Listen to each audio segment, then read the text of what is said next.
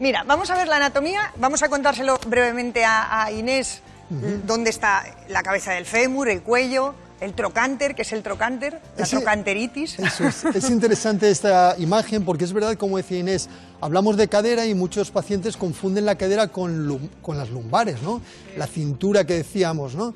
Eso no es cadera, el dolor en la cintura es de lumbares. La cadera dolería más en la ingle porque la cadera es esto, es la unión del fémur con la pelvis, que anatómicamente la tenemos localizada en la ingle. Y se compone, como decimos, el principio del fémur, que tiene la cabeza, es esta bola que se mete en la pelvis y nos da la articulación para caminar, el cuello, que como veis es como un medio arco, que es el que sufre la tensión de nuestro peso. Cuando nosotros vamos caminando y apoyamos nuestro peso sobre una sola pierna, este arco está recibiendo el peso y tiene que transmitirlo al fémur. Este es el arco que, cuando hay mucha osteoporosis, se puede fracturar espontáneamente, que es lo que tampoco hemos dicho hoy. Hay muchas fracturas que recibimos de fémur que el paciente no se ha caído, sino que se le ha roto al hacer el apoyo porque tenía una osteoporosis acusada. Después está el hueso que de la cadera nos podemos tocar con la mano, que es el trocánter, y es donde aparece la trocanteritis que decía Ana, que hemos hablado en algunas ocasiones, que también es origen de muchos dolores en la cadera.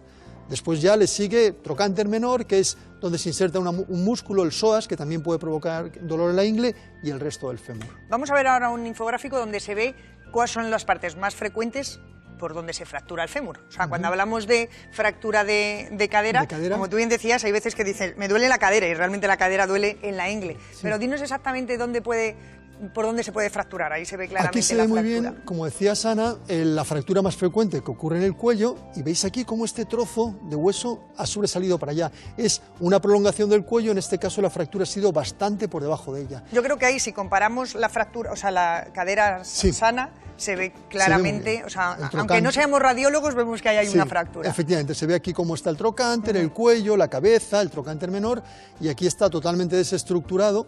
Tengo la cabeza y el cuello sale por aquí porque se ha soltado, se ha roto y se ha desprendido con respecto al resto del fémur. Doctor Villamora, comentado usted hace un momento una cosa que yo pensé que era leyenda. Muchas veces dicen, no, es que el anciano, una persona mayor, se ha caído no porque se haya caído, sino porque se le ha roto la cadera y por eso ha caído.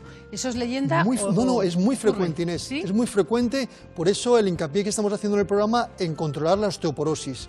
Muchas de las fracturas que atendemos y que operamos han ocurrido mientras estaba caminando la paciente. Se ha roto el cuello, que como explicaba antes, es una zona de mucho estrés porque el peso del cuerpo no cae verticalmente sobre el fémur, sino que lo tiene que transmitir el cuello, y ese arco, si está muy debilitado, puede llegar a romperse. Incluso hay pacientes que te refieren, llevaba una temporada con dolor en la ingle, y eso es que estaba iniciándose la fractura y en un paso acaba de romperse el cuello y cae. ¿Y se podría haber actuado para evitar la fractura o cuando ya se ha iniciado el deterioro ya no hay quien lo pare? Tenemos casos que vienen con dolor en la ingle, los detectamos a tiempo y entonces con reposo y generalmente sin necesidad de cirugía y empezando un buen tratamiento podemos evitar que llegue a romper. ¿Y si se ha fracturado ya, cuál es la solución?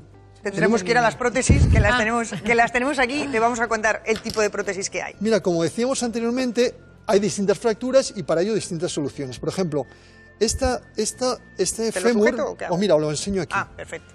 Esto sería, en metacrilato, sería lo que vemos aquí, el fémur izquierdo, ¿no?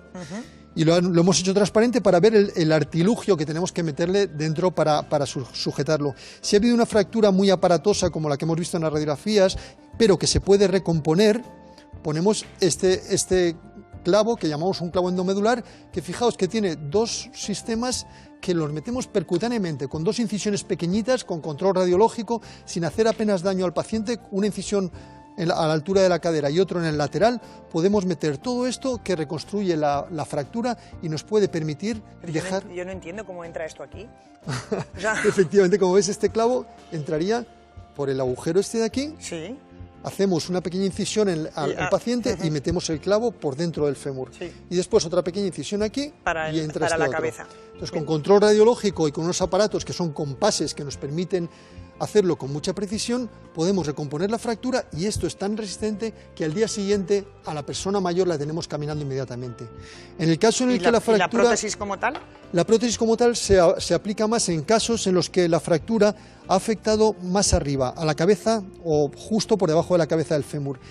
Esas fracturas son mucho más difíciles que tengan éxito cuando le ponemos una reconstrucción de estas que vayan a bien, porque la cabeza del fémur cuando se ha roto esa altura se queda sin riego sanguíneo, de manera que está más indicado poner la prótesis, que es una sustitución de la articulación, como veis, el orificio que tiene la pelvis para articular la cabeza del fémur lo sustituimos también con este artilugio, ¿sí? Y el fémur con este otro, de manera que podemos poner a articular al paciente de la misma manera que con el otro sistema, al día siguiente lo ponemos a caminar y normalmente son cirugías que hacemos mínimamente invasivas, como decimos, con pequeñas incisiones, con anestesia epidural y que a los 3 días el paciente está dado de alta y caminando. O sea, esto es más o menos es como la prótesis que ponemos en las rodillas. Efectivamente. Y en cambio esto la sería... recuperación, tengo entendido, Ana, que es mucho más fácil, más rápida y más cómoda poniendo un prótesis en la cadera que de la rodilla, ¿no? Sí, es mucho más fácil la de la cadera, ¿verdad? La recuperación de la cadera es mucho más fácil. Como decimos, el paciente está caminando a los 3 días y se le da alta ya con autonomía a los 4 días. Yo viendo eso me resulta difícil decir, no, pero es que con 2 incisiones se hacen. Es mucho artilugio, pero está todo muy bien diseñado para esto, para no hacer daño al paciente y que casi al día siguiente... Lo que ha evolucionado la medicina.